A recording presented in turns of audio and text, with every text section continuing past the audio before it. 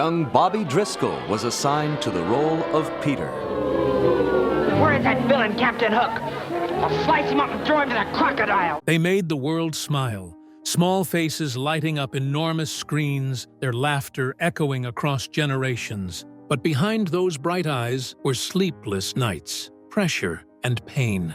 Hollywood gave them fame and took their childhoods in return. Ain't you gonna go to sleep? But Don, you should have Don't seen you want to the hear meeting, Jack, but, now, Benny? You know me, Don. No. I mean, now, I don't want to sound catty. Judy Garland, the girl who never slept. Before she became Dorothy, Judy Garland was just Frances Gum, a little girl from Minnesota with a voice far bigger than her years. She began performing with her sisters on the vaudeville circuit, and by her early teens, Hollywood had already taken notice. When MGM signed her in 1935, they didn't just hire a child actress, they took control of her entire world. Studio executives decided everything: her weight, her diet, her schedule, even her sleep. They put her on strict calorie limits and, according to multiple accounts, supplied her with amphetamines to keep her energized during long filming days, then gave her sleeping pills to bring her back down at night. It was a brutal rhythm that left her body dependent and her spirit fraying. During the making of The Wizard of Oz, 1939, Judy was just 16, sweet, radiant, and already exhausted. To the public, she was the embodiment of innocence and hope. Behind the scenes, she was a teenager under constant pressure to remain thin, cheerful, and perfect, a product of a system that treated stars like property. The years that followed brought incredible success, but also heartbreak. She fought through breakdowns, addiction, failed marriages, and the endless cycle of performing to survive. Judy kept searching for rest, for love, for a place where she could finally be herself. In 1969, at just 47, Judy Garland died in London from an accidental overdose of barbiturates. Her death shocked the world, but those who knew her story understood it had been coming for years. Hollywood had made her a legend, and in doing so, had also taken everything that sustained her. And yet, her voice still floats above it all, timeless, trembling, full of yearning.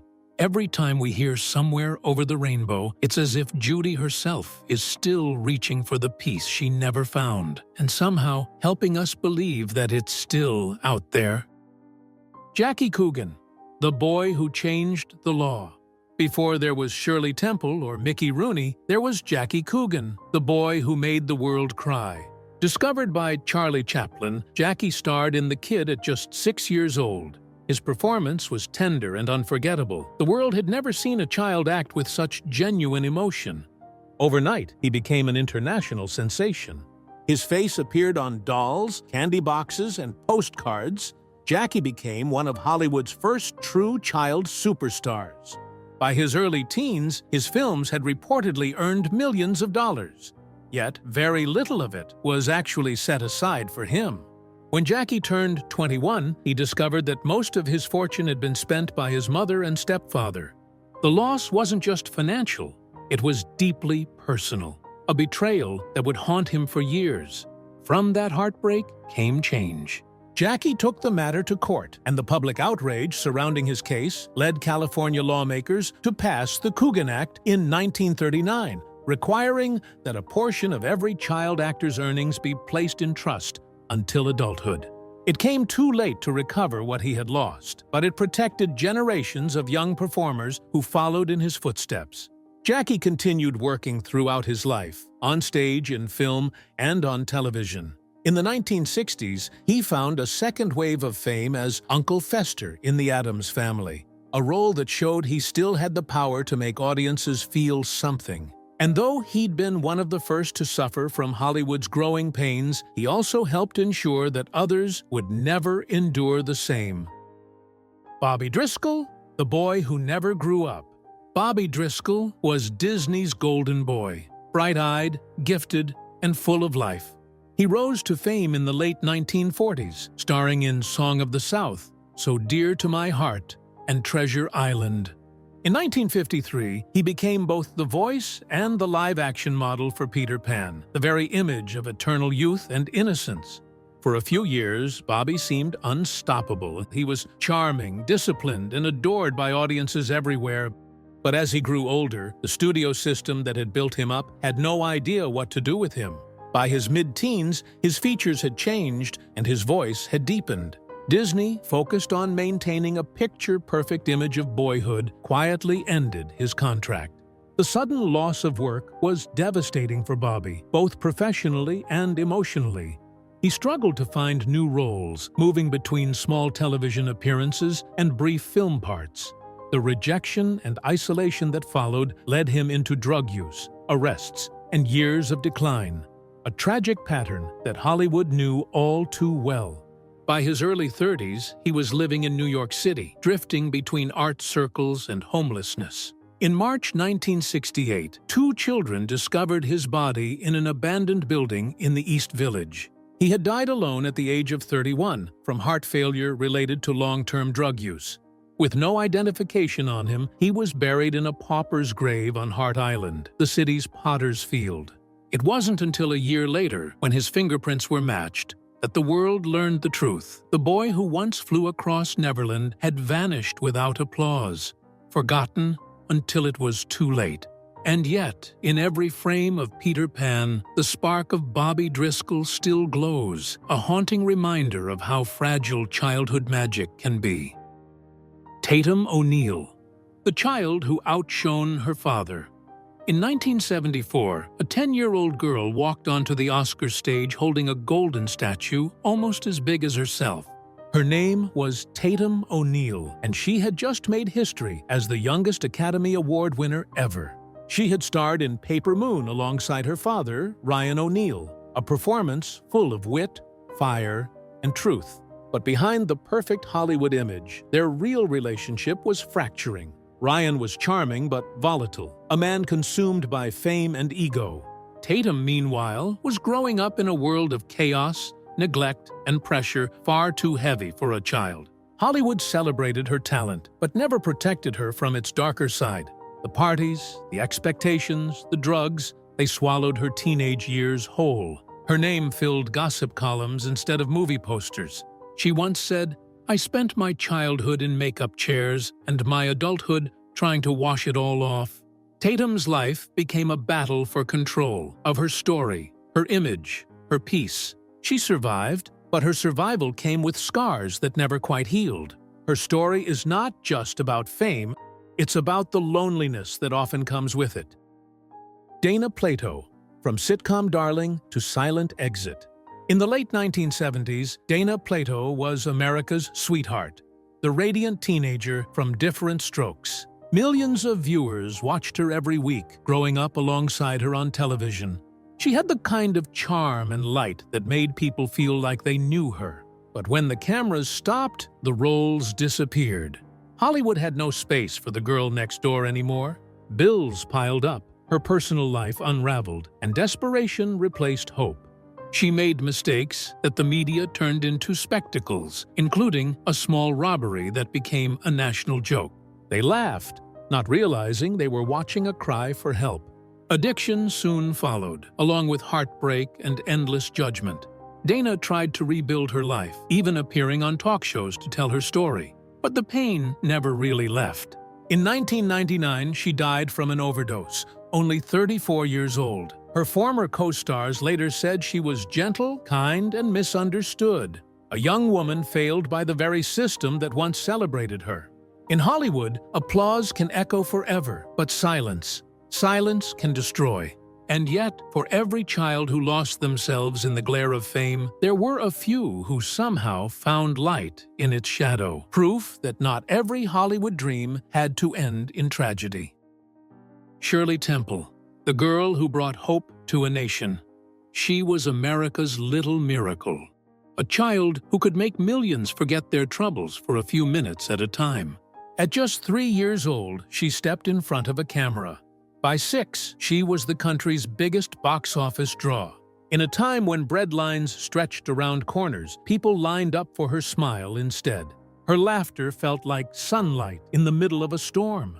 Shirley Temple danced, sang, and giggled her way into history, becoming not just a performer, but a symbol of hope. Even President Roosevelt once said, "As long as our country has Shirley Temple, we'll be all right." Behind that joy, her parents worked hard to guard her childhood, refusing to let the studios consume her spirit. And when the applause faded, she didn't chase it. Instead, she retired gracefully, choosing a real life over a fantasy. As Shirley Temple Black, she went on to serve her nation as a diplomat, calm, intelligent, and deeply respected. She lived a long, dignified life, proving that innocence and wisdom can coexist. Shirley didn't just survive Hollywood, she grew beyond it. Mickey Rooney, the boy who never stopped performing. Few performers embodied pure energy like Mickey Rooney. He was born on stage, literally. His parents were vaudevillians, and by the time he could walk, he was performing. Hollywood never had to discover him, he discovered Hollywood. At MGM, he became the symbol of youthful enthusiasm. The Andy Hardy films turned him into America's every boy, hopeful, mischievous, endlessly alive. Audiences adored him because he reminded them of themselves, ordinary people dreaming big. Mickey was only 5'2", but his talent towered over the industry. He could sing, dance, act, play instruments. A one-man show wrapped in laughter and lightning. Even when the studio era ended, he reinvented himself over and over again, working until the very end. He once said, "You always pass failure on your way to success." And he meant it, because his life had both. Yet through every high and low, he never lost his spark. By the time he passed away at 93, he had spent nearly 9 decades entertaining the world. Mickey Rooney proved that true passion never ages. It just keeps performing. Elizabeth Taylor, the star who learned to heal. Elizabeth Taylor's career began before she even understood what fame was. Her striking violet eyes and natural poise made her unforgettable. But what really set her apart was her emotional honesty. From National Velvet onward, she radiated sincerity, a rare gift in a world built on make-believe. As she grew, she became one of the last true movie goddesses, glamorous, powerful, and endlessly talked about. The tabloids followed her marriages and scandals relentlessly.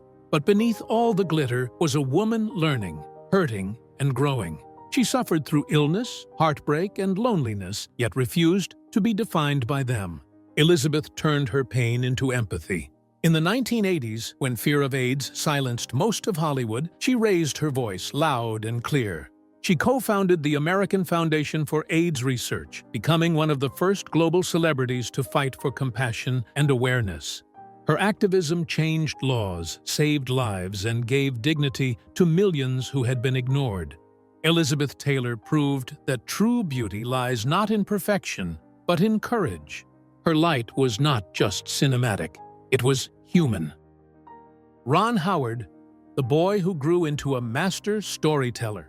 Ron Howard's story began quietly, without scandal or spectacle. He grew up in a family of actors who treated show business like a craft, not a circus. That simple wisdom, to respect the work but not worship it, became the key to his entire life.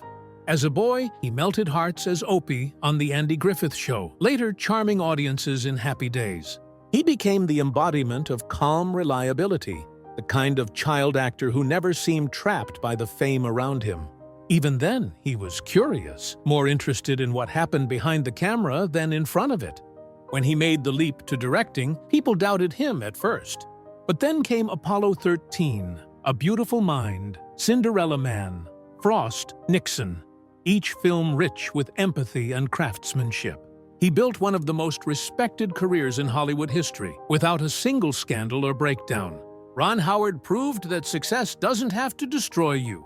Not when it's built on purpose instead of ego. He reminds us that growing up doesn't mean losing your wonder. It means learning how to use it.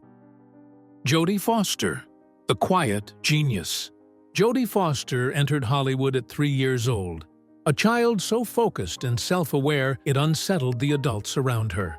By 10, she'd appeared in dozens of commercials and shows, already carrying herself with uncanny maturity.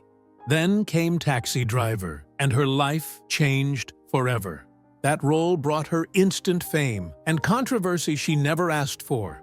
While the world dissected her performance, she quietly kept studying, reading, preparing for something beyond acting. She refused to be consumed by the circus around her. At Yale, she proved she wasn't just talented, she was brilliant. And when she returned to film, she did it on her own terms, choosing roles of complexity and depth. Her performances in The Accused and The Silence of the Lambs won her 2 Oscars. But more importantly, respect. She never chased publicity or spectacle. Instead, she became one of Hollywood's most grounded, thoughtful artists, a rare example of intellect and integrity thriving under fame. Jodie Foster grew up before our eyes and somehow remained completely her own person. Some children faded when the lights went out, while others carried their glow into the real world. Fame was only a spark. What they did with its fire was what truly defined them. In old Hollywood, not every dream came true, but the few who learned to dream for themselves found something far greater.